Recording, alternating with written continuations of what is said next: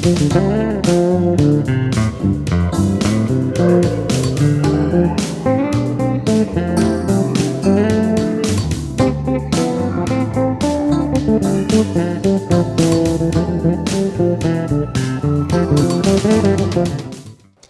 everyone, I'm Mike Green, Public Information Officer in the Allen County Commissioner's Office, and welcome to Countyline, the public access television program featuring news and information about Allen County government. Well, the summer of 2012 is going to go down as one of the hottest and driest that we've seen here in Allen County in years. Already we've set a record for the number of 90-plus degree days that we've experienced this summer. We're also several inches behind in terms of rainfall for the year. It's turned yards brown. It's made people hot and uncomfortable. One segment here in Allen County that has really suffered because of the high heat and the drought are our farmers. And Gonzalee Martin is the agriculture educator in the Allen County Purdue Extension Office. And he's out with us here in the eastern part of Allen County at one cornfield to kind of demonstrate and give you an idea of just how much farmers are suffering. And first of all, Gonzalee, thanks for coming out and sharing some of the warm weather with us today. Yeah, the pleasure's all mine. Is this about the worst you can recall that conditions have been in the summer for farmers? It is the worst that I've seen. I understand that 88 was a bad year, but I think what we have happening here now in this year 2012 tops 88. And kind of give us an idea of what the farmers are experiencing, and as we can see just by the cornfield behind us here, what should we be seeing as opposed to what we're showing? Right. These fields should be much greener, they should be much taller, and they should have bigger ears on. As you see some of the ears here. If we can get down and kind of get a shot of some of these. That is actually, believe it or not, an ear of corn. Yeah. And this ear corn should be much further along. So what you see here, this is really going to amount to nothing for the farmer. And this is typical of what we see throughout Allen County. You can ride throughout the east, south, north pieces of the county, and this is what you'll see. And as you walk out into the fields, these are things that you're going to find. So what happened was when during the period of pollination, under the heat and no precipitation, this is what you get. And some fields are even worse than this, where they began to tassel out, but they didn't form an ear. They got a tassel but no ear. And that's completely disaster for the farmer. And that, as an example, is what you're seeing throughout this field. So that's how bad it is. Now, how about other crops? I understand the soybeans are a little more resilient to this kind of weather, so perhaps they will survive a little better. If we get a good rain within the next 2 or 3 weeks, the soybeans will turn around. Now you see some soybeans are kind of wilted, they're kind of pale looking. One of the things that the soybean is processing a sense of relief. It's kind of doing that to protect itself as much as it can. And so with some rain, precipitation in 2 or 3 weeks from now, you'll see a big turnaround in the soybeans. But I don't care how much rain we get from now on, it will not help what you see here. This field here is already made. So you can get all the rain you want. It's not going to make any difference for the cornfields. And we're already hearing some farmers are making plans, if they haven't already, just to plow this under and get rid of it. That's correct. A lot of farmers, of course, the first thing they got to do is make sure they talk to the insurance agent.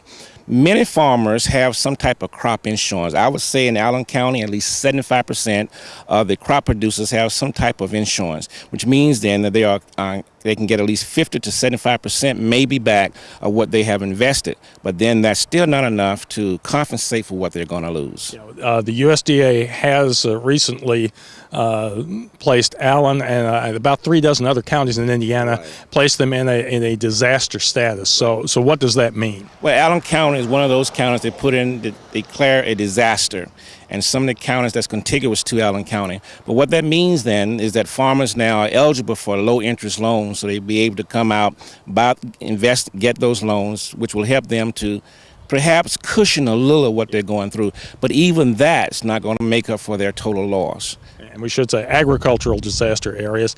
And again, Gonzalee's office does not handle this. This is a federal deal. USDA is doing it, but I know you can help the farmers with information that they need. That's the thing about Extension. We are resources for the farmers. You know, we have ag extension agents in area of the 92 counties in the state, and they can come to Extension, get all the kind of resources that they need, and that's what we're here for, is to provide the resources and the help that they need. We don't deal with the disaster part, but we can also, though, provide farmers with information to help them make decisions. Let's talk a little bit. You were mentioning even if they were to get the help from the federal government, it's still not going to offset. People don't always realize exactly how much a farmer puts into what their farms are like. And that's right. And some farmers, they raise crops, but they also raise livestock. And when farmers don't have feed to feed the livestock, I know that there are going to be some dairy farmers that produces our milk for us and our cheeses and our butters. Those people, some of those people may end up having to sell off some of their herd just to stay in business because they can't find feed. And we look at some of our hay fields. The hay fields look extremely bad because they just kind of regrew and then they stop and there's nothing there. So a lot of farmers will find it very difficult even to get a third cutting on their alfalfa, which means then they aren't going to have the feed they need to feed their livestock. Some corn can be used for livestock feed, but the farmers need to be very careful about using corn stalks that was planted for field corn for feed for their livestock. And we've emphasized a lot about crops, but forget also sometimes that the livestock can be affected by the heat and drought. That's right, and the livestock's really being affected. You got to keep those dairy cows nice and cool and comfortable so they won't have problems releasing the milk when they try to go into them to milk them 2 or 3 times a day. But, it's hot like this. A lot of the dairy cows don't want to eat. It's hot like this. You have problems with some of your gestation for your livestock, such as your hogs.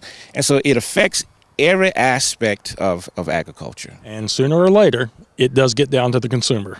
Just a matter of time, it'll drift down to the local grocery stores. You're going to see an increase in all your dairy products. There's absolutely no doubt about it. And you're going to see an increase in some of your pork bellies, such as your bacon and those kinds of things. It's going to take more to feed the livestock. Farmers now are even looking at ways, where can they find feed? We're getting calls at the office. Do you know anyone that has some extra hay available? And it's really tough out there. So again, to sum up, if we could get some fairly decent rain and maybe a little bit less warmth, perhaps our beans will come through okay. And but not only that, it'll also help our pastures and our hay fields. Mm-hmm. The fields that raises a lot of grass for pasture, a lot of alfalfa hay, they need the rain equally as well because that's what a lot of farmers feed their livestock. And so we get rain now, good drenches of rain that can help the pastures and the hay fields. Won't do very much for the corn, but it'll certainly help the soybeans. We certainly feel for our farmers here in Allen County who are having to go through this patch of weather, and we hope things can turn around enough that the effect won't be too devastating on them. But we'll keep our fingers crossed for them. This is the nature of what we do. Those of us in this business, we know these kinds of things happen, but we don't like it. Nothing we can do about it. But it's devastating. And you work so hard for chemicals and fertilizers and seeds and all the effort you put into growing a crop, and then look what happens. So something outside of their control comes along, and before you know it, they're just in a bad shape. That's exactly right. So the government comes in with these low-interest loans, and it helps, but the pain is still there. Well, Gonzalee, thanks for sharing some of your expertise and information about the situation. And again, farmers who are interested in some of these low-interest loans that the USDA will be providing through the disaster declaration, if you need more information, you can check with Gonzalee. If he doesn't have the answer, he'll know who does have the answer and can point you in the right direction. Well, as we continue talking about the drought here in Allen County, most of you probably realized by now that the Allen County Board of Commissioners recently lifted the burn ban that was in place. And what that simply means is that you can go back to outdoor burning and open burning as long as you follow the rules and regulations that are already in effect in Allen County. And if you need to find out more about those, you can go to our website, allencounty.us, and in the yellow box on the front page, you'll see see a link to the Allen County Code that covers open burning rules and regulations.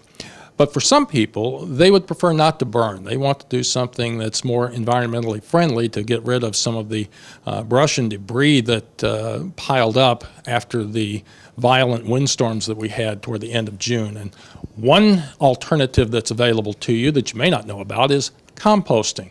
Stacie Hubbert is the project manager, I should say, for Allen County Solid Waste Management District, and that organization is involved in promoting and getting more people involved in composting, and we're going to talk to her a little bit about the process. First of all, Stacie, thanks for joining us. Well, thank you, Mike.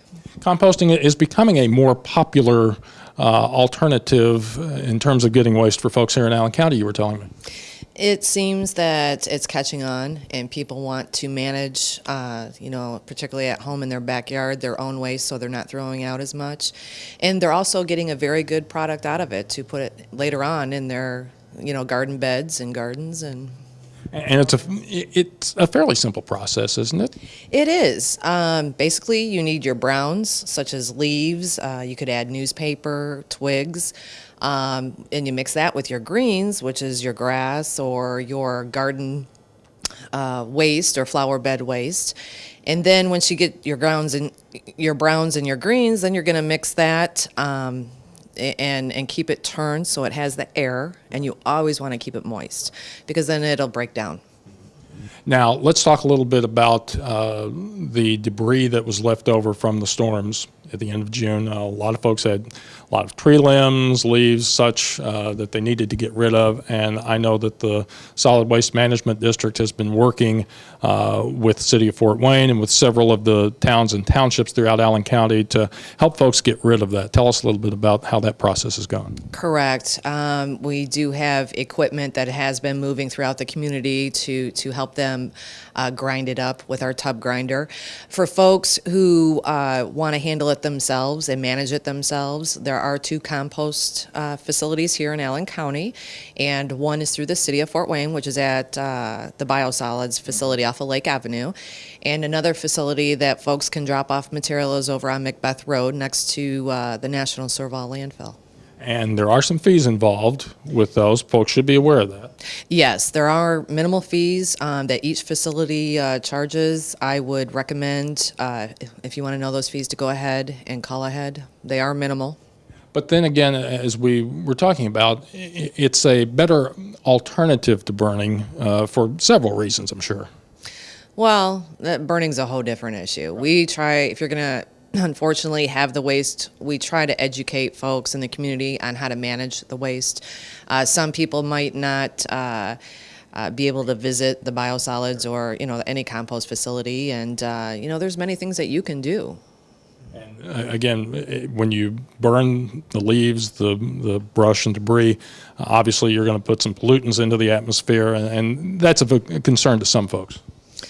It is, and you have pollutants out there, people with breathing problems. That's why we try to reduce it and manage it and really promote that. We feel it's a greater benefit for the environment and for humans overall. And it's been a few weeks now since the burn ban's been lifted, so hopefully folks didn't all go at once and start burning, because that, when you put that much into the atmosphere, it's going to be a problem as opposed to, say, spreading it out over a while. And folks should remember some of the rules that we have as far as open burning here in Allen County. For example, the day that we're recording this is an air quality alert day for ozone. You're not allowed to burn on those days. And there's other measures as well. Check the website and stuff. They don't want you fueling. They ask you to cut down on energy. There's a whole lot of items that you can do. But it does appear from visiting the compost facilities, a lot of material is definitely coming in, continues to come in. And we are grinding, 8-10 hours a day, and it's phenomenal. And we're making some headway, but we really did get hit pretty hard. And what's done with that material that you're grinding? Well, at each facility, they do allow folks to come and get it if they like, and there might be, again, some minimal fees attached with that if they have to load you or not. And it's primarily stuff that you can find in bags at the stores. And but here, it's from here. And it's all natural. That is correct. Talk a little bit about home composting. What's involved with that? A lot of I'm seeing more and more of backyard home composting, and basically it's managing your waste at home. There's containers out at hardware stores that you can purchase. You don't even have to purchase anything. You can build a unit yourself using cylinder blocks. And basically what you're going to do is you need your browns and your greens. Browns, again, consisting anything of like wood chips, twigs, leaves. With your greens, you want to mix that. Greens consisting of your grass, vegetable, or fruit debris that you might have in your yard. You can even add coffee grinds and eggshells. And what you want to do once you have your browns and your greens, then you want to keep your pile moist. And that's very important in the breakdown process. And you also need to turn that because it needs the oxygen. So for the breakdown process. Just like take a shovel to it or a rake or something like that? Yeah, like once a week, depending on how much you compost at home. But just turn it, and it's going to break down more and easier and faster. And by spring, instead of buying a product, you have the product right there. You don't even have to leave your yard. It's a great natural fertilizer for folks who have gardens, flower gardens, or even regular gardens. That's correct. Good nutrients, and yep, absolutely. And if folks want to know more about composting, either home composting or the tub grinders to use for some of this extra waste that piled up from the storms, where can they find that? Folks can visit our website, which is www.acwastewatcher.org. You can find us on Facebook, and you could even call us, 449-7878. Okay. And they're located also in the Russo Center, formerly the City County building up on the 7th floor. Right. Stacie, thanks for joining us. We appreciate it. Hope this gives folks some ideas about some different ways of getting rid of that yard waste as opposed to perhaps setting it on fire and putting a lot of extra pollutants up in our atmosphere. It's a neat way to take care of things and also a good natural way to provide yourself something for the garden in the future. That's correct. Thanks again, Stacie. We appreciate it. Thank you, Mike.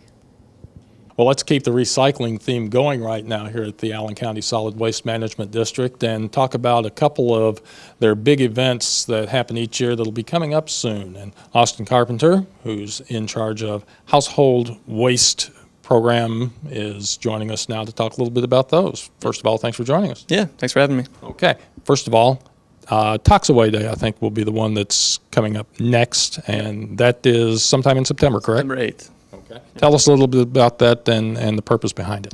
Well, it's really the one opportunity that Allen County residents have a year to bring in, hazardous waste around their house, like pesticides and cleaners, solvents, stuff like that.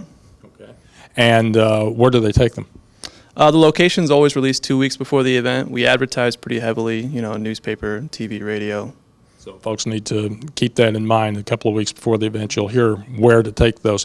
What's done with those once they're taken to the location? Well, our contractor collects them, on site, and then they take them back to their facility, and they kind of separate them and recycle as many of the materials as possible. Okay. Now, go through some of the things that you would be able to take out there.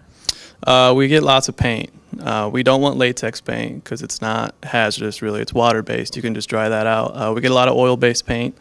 We get a lot of pesticides and fertilizers and stuff like that. Automotive fluids. So not just necessarily stuff inside the household, but maybe in the garage or out in the shed someplace that you're trying to get rid of. Anything really that's combustible or flammable or poisonous. If it says anything like that on the label, we'll more than likely take it. You mentioned latex paint. Are there some other things that you can't take or don't take out there that maybe people have brought in the past and they don't understand? Maybe not necessarily things people have brought in the past, but just kind of common sense things like no explosives. We don't take gunpowder and stuff like that. Nothing radioactive. But, we take a lot of things, so more than likely we'll take it. And this has become a pretty popular event, at least in terms of participation from residents? Yeah, it seems like every year it grows. Every year we get around 40,000 pounds of material or more, and it's just been growing for the last few years. Okay. And now the other event, the shirt you're wearing here, is Tire Amnesty Day, and that's in October. Mm-hmm. I believe it's October 1st. Okay.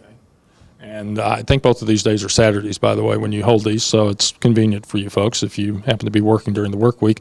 Can you tell us about that site yet, or is that another one you'd like to wait? Another site that we always release the location a couple weeks before the event. Okay. Yep. Now, obviously, tires can be brought to this. What kind of tires are we talking about? Just about any kind of tire you've got? Yeah, you know, I don't really deal with tires, to be honest with you.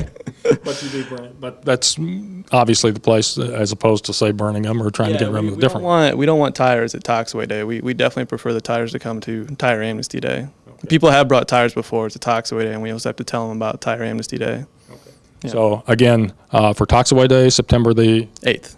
And Tire Amnesty Day is? October 1st. Okay. And again, you'll find out more about the site locations a couple of weeks before each of those events. And if folks need more information about the events themselves and can read up about what you can and can't take, how do they find out? They can go to our website, which is acwastewatcher.org, or they can just give us a call here at the office. Okay. Austin, thanks so much for joining us, and hopefully people will be participating in those days as well, get rid of some of the stuff around the house that might be somewhat toxic or somewhat dangerous, and get rid of it in a safe and environmentally friendly fashion. Yep. Thanks. Thank you. Well, for those of you who've been longing for these hot, dry summer conditions to end, fear not. Summer will be drawing to a close before long, and as it does so, we want to tell you about a couple of big events that will be taking place at the Metea County Park here in the northeast portion of Allen County. And joining us right now is Bob Dispenza, who keeps things going out here at Metea, and we're going to talk a little bit about, first of all, the second year of your Allen County Trailblazer program. Yeah, Trailblazers is a chance for people in Allen County and the surrounding area to get out and see some of the natural areas that are around here, some of the hidden treasures that are around Fort Wayne and Allen County. And we've got together with Fort Wayne City Parks and New Haven Parks and Acres and Little Rivers, and there's a whole bunch of organizations that are involved in the whole process.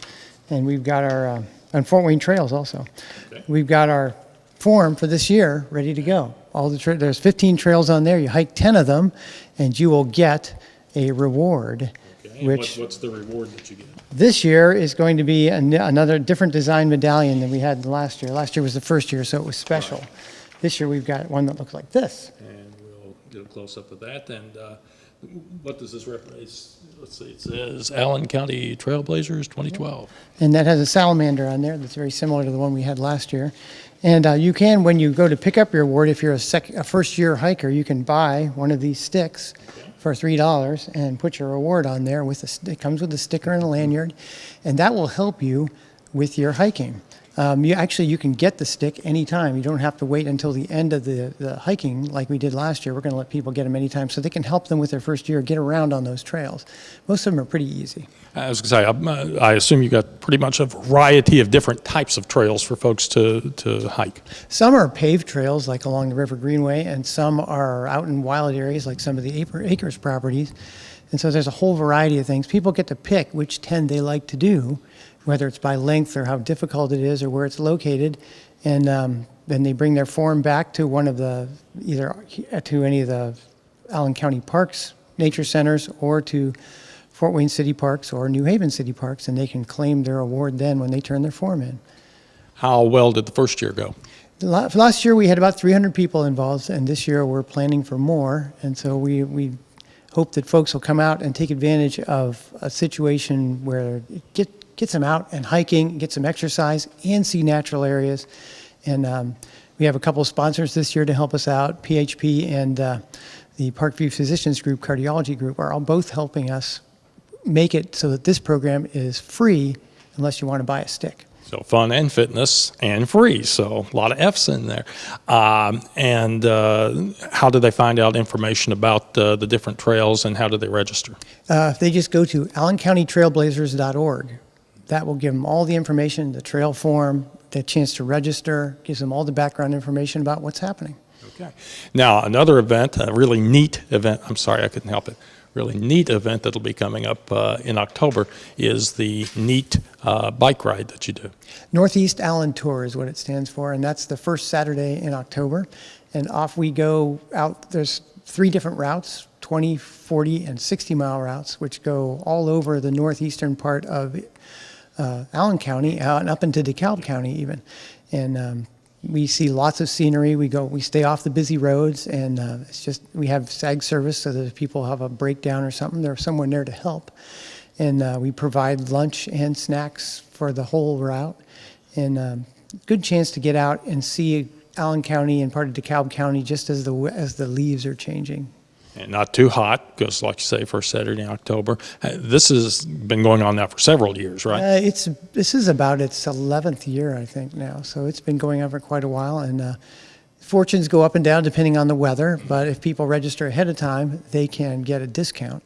And those forms are available on the Allen County Parks website, or they can stop by some of the local bike shops, and we'll have them there as well. And as you mentioned, you've got different length of trails, different rides that folks can do so that they don't have to overexert them if they think that they're going to be going on like a 50-mile trek. That's not necessarily the case.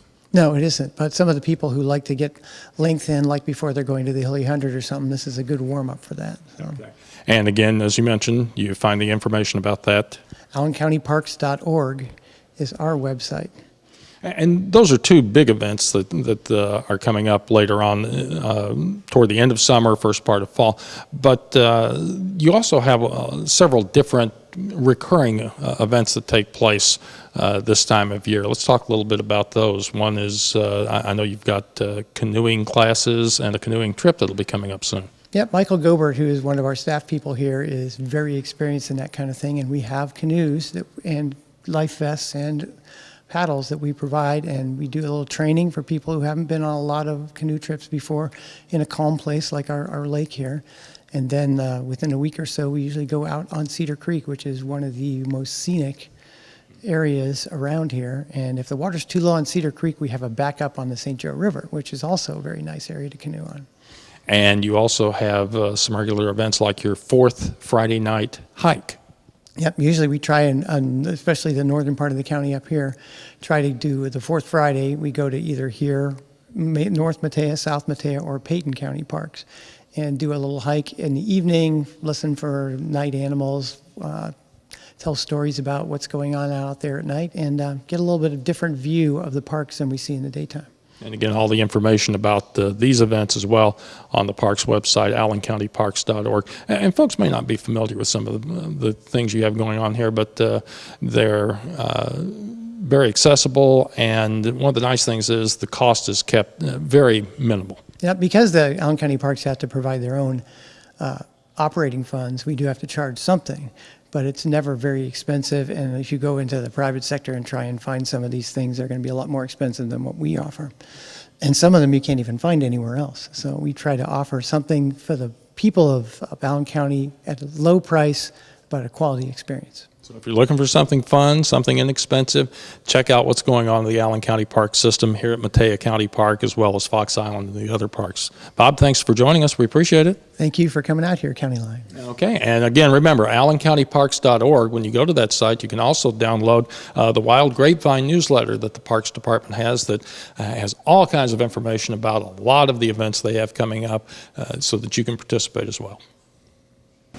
Well, this is the part of the program where we always remind you that you have the opportunity to view Countyline and other county government-produced programs, not only on public access television, but through our video-on-demand service. This is an internet-based service that's a cooperative project between county government, city government, and the Allen County Public Library.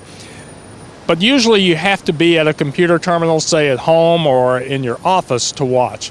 The videos really haven't been available for those of you who have a mobile device such as a cell phone or a tablet. Well, that has changed now. Our video on demand service is now mobile optimized, and here's simply what that means. When you go to the video on demand website and on your phone, it's the same site, afw.pegcentral.com, or you can simply have it bookmarked, which makes it really easy. When you go in now, on your mobile optimized phone or tablet, you'll be able to go through the video lineup much easier. You'll be able to pick out any of the meetings or programs And once you simply touch on it, you'll be able to bring up through Wi-Fi or your 3G or 4G cell phone service the videos, so you can watch and listen to any meeting, event, or county government program that we provide on your cell phone, on your iPad, or any other mobile device that you happen to have. That just became available recently, so now you truly can be just about any place around, and as long as you have Wi-Fi service or you have 3G or 4G cell phone service, you'll be able to follow county government television programming through the video on demand service. We hope you give it a test someday. That'll do it for this edition of County Line. We thank you for joining us. I'm Mike Green, Public Information Officer in the Allen County Commissioner's Office, and we'll see you again next time on County Line.